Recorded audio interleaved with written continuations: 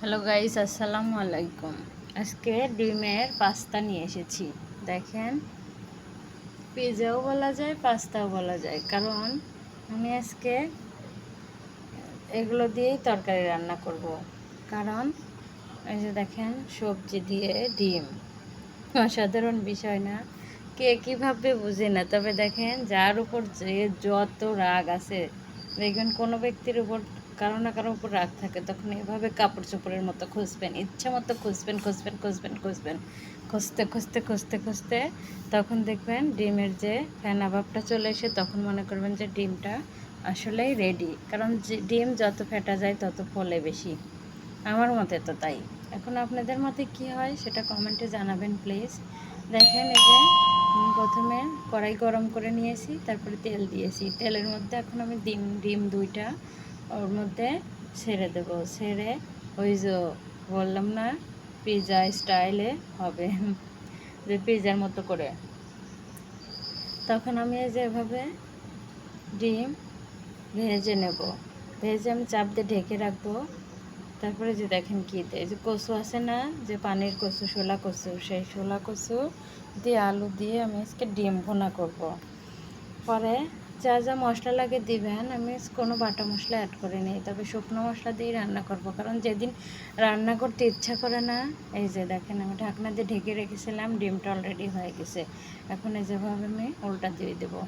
উল্টা করে নিলে এই যে দেখেন আমার ডিম ভাজি কমপ্লিট। তবে আমার মতে যেদিন যেটা মন চায় সেটা বানিয়ে খাবেন, কারণ প্রত্যেক দিন রান্না করতে ভালো লাগে না। তাই এখন বাধ্য হয়ে রান্না করতেই হবে, তাই আমি এভাবে কিছু বানিয়ে নিয়েছি। কারণ এই যে দেখেন তেল দিয়ে দিছে, এখন আমি পেঁয়াজ দিয়ে দেবো। পেঁয়াজ দিয়ে ভাই রে ভাই, কাঁচামরিচের যে দাম, এই জন্য কাঁচামরিচ স্কিপ করছি। স্কিপ বলতে ভুল হবে, যে ফ্রিজে রেখে দিতাম ফ্রোজেন করে, ফ্রিজে নেই, তবে এই জন্যে আমি কাঁচামরিচ দিইনি। তবে ডিমে কাঁচামরিচ তো দিয়েছি, তাই শুকনো মরিচের আর কাঁচামরিচের তরকারির কালার অন্যরকম, শুকনো মরিচের তরকারির কালার অন্যরকম।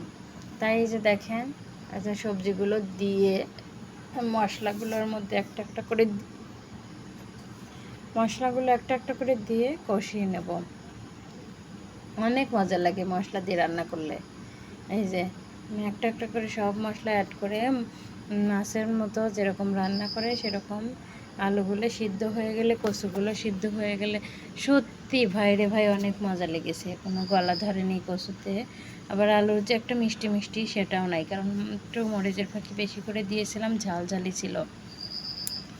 তবে এই যে এভাবে যে আমি কষিয়ে নিয়েছি, এখন এই যে গরম মশলার গুঁড়া দিয়ে দিছি একটু, দিয়ে যেভাবে রান্না করেছি। যার যতটুকু পানি লাগে দিবেন, কেউ ভেজেও খেতে পারেন, আবার কেউ শুকনো শুকনো খেতে পারেন সাথে ডাল থাকলে। তবে আমি একটু পানি পানি রেখেছিলাম, ওর বাবা আবার ঝোল ছাড়া খায় না। তবে এই যে আমি এভাবে দিয়ে তারপর পরিমাপ মতো পানি দিয়ে ঢেকে রেখেছিলাম। এই যে পরে এই যে দেখেন, এই যে আমার প্রায় হয়ে গেছে, আমি ডিমগুলো ওর উপর দিয়ে দিয়েছি। আমার রান্না complete. Tata, bye bye, good bye.